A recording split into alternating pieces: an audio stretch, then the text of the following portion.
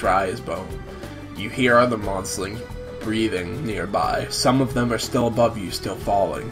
Get out of the way. Try to cushion them. Let's help them out. Hold on. Oof. You don't see who you helped. Whoever it is rolls away into the thick fog without a word. Gratitude is not important. Good job.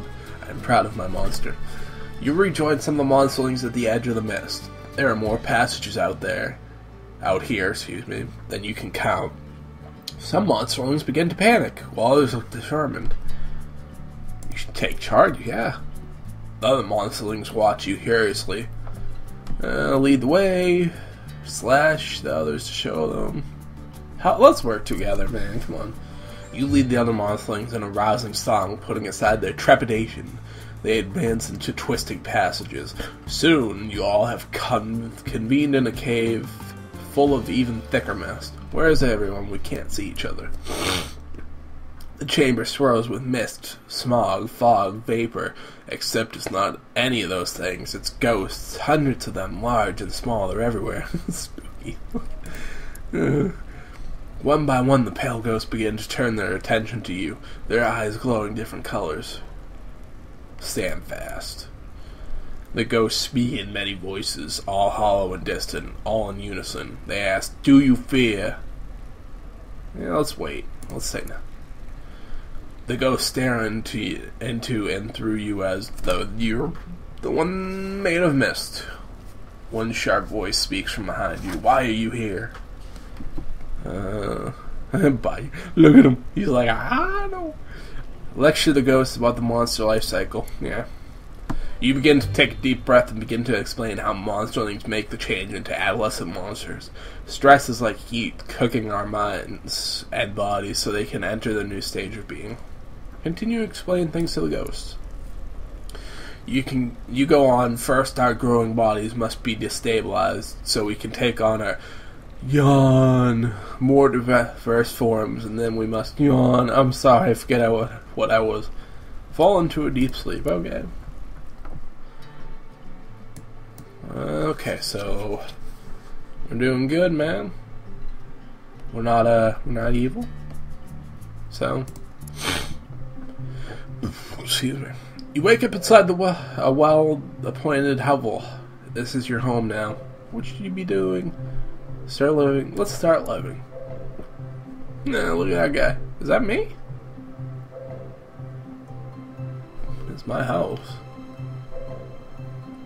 Dejobin Games. I'm guessing Dejobin Games. Is that what this is? Who made this?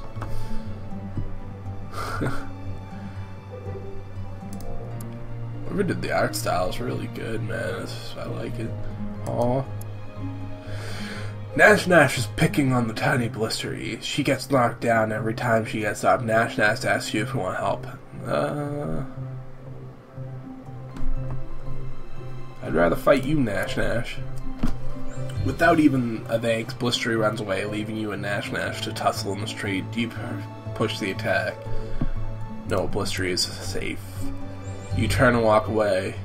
Nash Nash tackles you from behind and begins slashing at your back with the claws. The two of you struggle until you're both hurt. Too badly to continue. Nash Nash says, "Good fight." Nash Nash is a bastard. As you're walking down the street, you feel a stinging sensation. Something just bit your foot. Get it off. When you look down, you see a small pile of human teeth in a small wire mesh bag. Some monsters must have dropped them. Let's help him find. Let's find the owner. You visit Mopsy Moral, who agrees to publish a found ad in the Omen Harbinger if you want. She says, "I can do a feature on how honest you are today too." Keep a few. No, give them all back. Skip the feature. Yeah. When he sees the ad in the paper, Hamrag comes and gets his teeth back. You don't step up and take credit, but Mopsy whispers something to Hamrag, who looks at you with dawning respect. Yay! Look, 5%. Let's do the explosion thing. You, Nash Nash, and the Scapegoat are having an impromptu picnic in the street. The fresh moss you dunk in your tea is delicious. What are they, British? Some birds twittering and chirping in a friendly way circle and land among the crumbs. The birds start pecking at the crumbs, but then they start hopping onto you and pecking at you too. You have the crumbs on you and they want them right away. See how they like peck the birds? No. Ignore the birds. No, I'm not eating the birds, that'd be mean. They're annoying, but they're better than ants. Those things get into monsters' pelt and itch like mad. Yeah. That's true. That's true. Today's a holiday. Poke the Bear Day. Go Bruins! Don't poke the bear. Monsters have been planning pranks all for days. You all head out to the bear caves. Poke the Bear Day? What is that? Let's do it. Let everyone get their butts kicked, dude. Let's go. What's the worst can happen? Probably die, but I don't know. You join the crowd of monsters, shuffling, walking, skipping, and scuttling through the woods. Soon you have reached the caves. The bears are already outside, waiting and watching. Because they know somebody's coming to poke them. Post the biggest bear with your sharpest stick. Confuse a bear with your gut. You know, find out if bears sneeze. Chase a bear into a thorn bush. Let's see if they sneeze. Put out a plate of blackberry and pepper by a cave. A sleepy bear eats it then sneezes. No one seems too impressed. Oh. Oh boy, Smart set up a human chess set. You sit down and play. You don't know the rules, but a smart monster like you should be able to figure something out. Dude, let's just fucking ask him. Smart points at the pieces and moves some around. Then knocks one over with another. It must be a fighting game. Ah! Smart then thinks for a moment and, with finesse, pushes all your pieces down and taps his head. Sounds like victory. Smart picks the 16 short pieces, and you get the 16 ones with different shapes. He makes one of his short guys kick over your horse. Use the Inferno Gambit to set the board on fire. Dragon defends one of the Smart pieces off the board. Feet of clay glue Smart's feet to the pieces of the board. Avalanche attack kick board.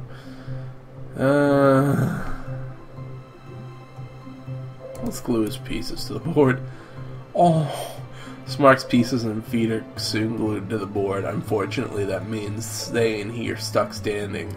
He wins apparently. You know, he's so sad. Oh.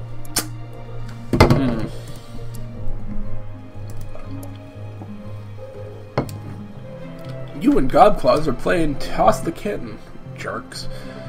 You're winning 2-1 when crash, you miss. Well, and the kitten shatters Hamrag's window. I better stick around. Hamrag comes crashing out of his hovel, still half asleep, but all the way angry. Who did this? I'll drown you in the spawning vat. I cannot tell a lie. Hamrag whirls and glares at you so hard that you feel heavy and hot. His eyes begin to shine with weird red lights. Oh, really? Godclaws threw the kitten. It was me. Perhaps we should have been more careful. Hamrag yells until he gets tired. As an afterthought, he grabs the kitten from you and eats it, before slamming the door. What a jerk. Godclaw sighs. I was gonna eat that kitten. Oh. Roast kitten. Oh. Let's get this guy. Squeak, thud, squeak, thud, squeak, thud. You follow the old sounds until you find Godclaw. She's dragging a dusty, broken wagon back home. Looks like hard work. Ask her what's in the wagon. The wagon's full of more wagon pieces. I may be able to put it back together. Can you help me? From her limp, you gather she has a busted leg at the moment. Well, you flex your claws, still not fully healed from a recent fight. You could hurt yourself if you help her. Do it. Help her pull, man. It's easier to move with both of you helping. Gobclaw thanks you, and the two of you enlist the scapegoat to help even more. Look, he has 3 eyes. The goat is strong enough to give you a wagon ride once the wheels are on, and he does. Good goat. Good goat, he's a nice guy. You're heading home with a dead rabbit you found. Suddenly a fox appears. He sidles up to you and asks, you gonna eat all that? Examine the fox. Clearly no ordinary fox hand over the whole rabbit. Share the rabbit with the fox. Let's share it. You tear the rabbit into 2 pieces. It splits unevenly. One chunk has most of the meat and the other is a bunch of tendons and scales, and the fox licks the punk. Give him the good chunk. You and the fox enjoy delicious rabbit. Crunchy. There you go, fox. Adolescence is fleeting. You have grown beyond youth and have become an adult. Yay! You've been dragged from your bed by your friends and neighbors. Trying to sleep here, fight them. What, who, though, where, why now? They tell you it's time to grow up. You're taken into the woods. Okay. The neighbors throw you into the center of a great circle of monsters, all older than you. They whisper to each other, then look at you, then whisper some more. Get on, getting on. The monsters murmur and mutter, spit and snarl. They're deciding what best defines you as a monster. Wait patiently to yell at them, taking it. Let's be patient. After a while, the muttering stops. Though the murmuring goes on for some time longer. Finally, the assembled monsters come to a decision. Well, what is it? The ring of the monsters shuffles closer to you, forming a tighter circle. Elders loom over you while the smaller adults crouch low. Your surroundings grow shadowy and dark. Wait, what's happening? Do you part in the ceremony of adulation? Okay, let's do that. The other monsters hold you in some respect. 5 out of possible 100 points. Good for them, yes. It is immediately clear to the crowd that you were very kind for a monster. So nice of them to think so. Yes, it is. The crowd shoves you into shoves 2 monsterlings into the circle, each with a broken arm. An elder asks you to take care of them. Let's gently tend to their wounds. We have a high kindness. Yes, you croon and pet the monsterlings until they grow drowsy and splint their damaged limbs in silence. They leave quietly, feeling much better. Everyone cheers, accept their respect, and move on. Yay, 10%. We're good. Hey, look at that. We're a good monster, man. You're an adult now. You'll grow stronger over time, but your personality is no longer as mutable as it was when you were young. Onward to adulthood, yes. Oh, politic with monsters. What's this one? You hear Gritsmitten, telling younger monsters about the human that almost killed him. It's the pointy part that gets you. Said, listen in. Always wait until the knife is pointing somewhere else, then run away. He turns to you and says, isn't that right? Explain to me the human knife is always dangerous.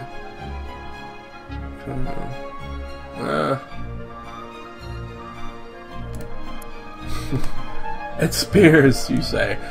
They are like knives that can fly. Like bird swords. The young monsters cower in fears. Gritsmitten scoffs at the British fabrication. It's not a fabrication. We do have spears. Ooh, a snake. A sneaky snake. You take the lead on a hunt in the whale mist. But you've become separated from the group. Suddenly you catch sight of something. There. Where? Within that thicket, rumor is that an especially large, clever snake tricked Nash by biting her and made her sick for days, and it's waiting right there watching. Call everyone and get out there. You've been bitten and eaten. Yeah. Let's eat it. You slowly creep up on a sharpening claws. Suddenly you stop a print in the dirt. It's clearly from Nash's foot. It's definitely dry monster blood around it. Let's lure it. You perch on a branch above the crude snare and beat two rocks together to attract the snake's attention. This goes on